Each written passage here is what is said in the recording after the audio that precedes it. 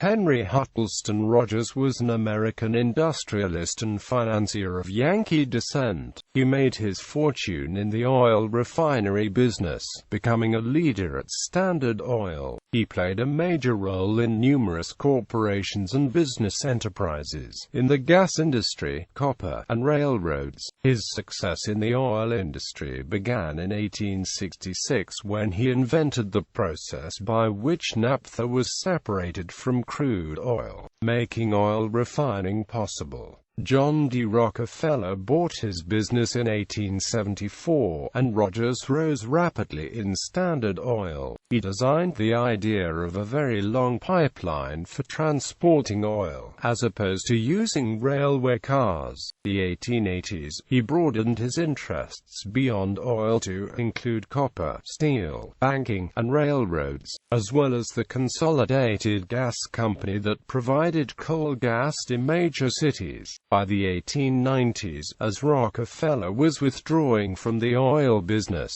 Rogers was a dominant figure at Standard Oil. In 1899, Rogers set up the Amalgamated Copper Trust, based in Butte, Montana, that dominated an industry in high demand as the nation needed wire to build its electric networks. His last major enterprise was building the Virginia Railroad to service the West Virginia coal fields. After 1890, he became a prominent philanthropist, as well as a friend and supporter of Mark Twain and Booker T. Washington. His biographer states, "A strange dualism characterized Rogers. Pitiless in business deals. In his personal affairs he was warm and generous, and at 60, according to Tarbell, by all odds, the handsomest and most distinguished figure in Wall Street."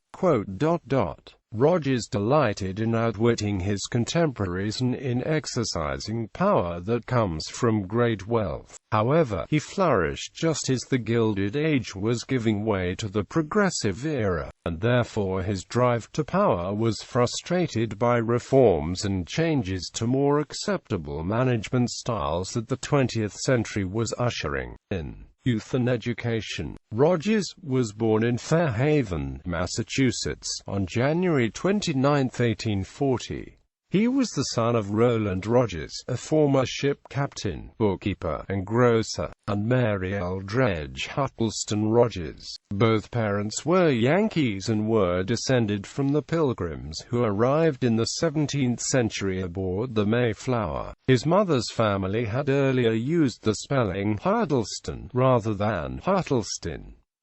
Except for a brief move to Mattapoisett, Massachusetts during Rogers' early childhood, the family lived in Fairhaven, a fishing village across the Acushnet River from the whaling port of New Bedford. Fairhaven is a small seaside town on the south coast, bordering the Acushnet River to the west and Buzzards Bay to the south. In the mid-1850s, whaling was already an industry in decline in New England.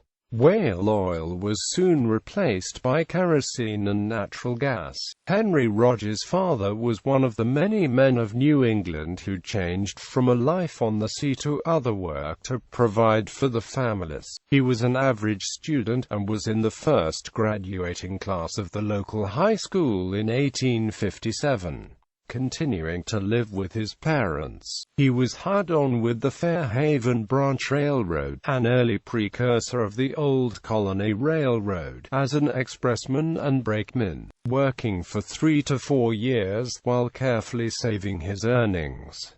Seeking his fortune. In 1861, 21-year-old Henry pooled his savings of approximately $600 with a friend, Charles P. Ellis. They set out to western Pennsylvania and its newly discovered oil fields. Borrowing another $600, the young partners began a small refinery at McClintocksville near Oil City. They named the new enterprise Wamsutter Oil Refinery.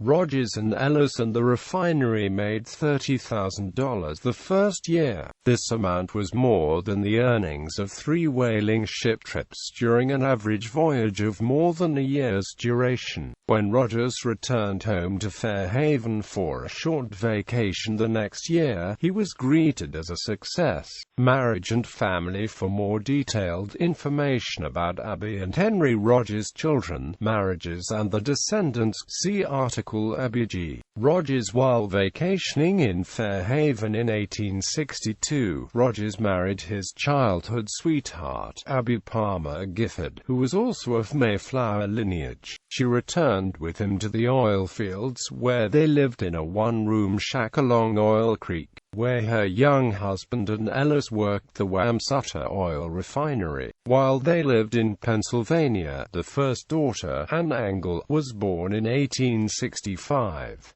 They had 5 surviving children together, 4 girls and a boy. Another son died at birth. After the family moved to New York in 1866, Carl Leland Rogers was born in Fairhaven in 1867. Millicent was born in 1873, followed by Mary in 1875. The son, Henry Huttleston Rogers, Jr., was born in 1879, and was known as Harry.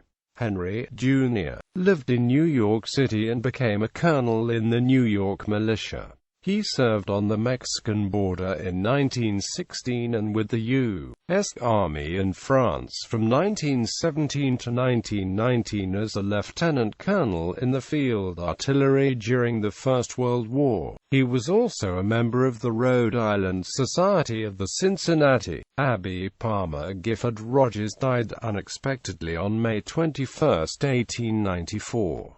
Her childhood home, a 2-story, gable-end frame house built in the Greek Revival style, has been preserved. It is made available for tours of Fairhaven, Massachusetts, where she and her husband grew up. In 1896, Rogers remarried to Emily Augusta Randall Hart, a divorcee and New York socialite. They had no children.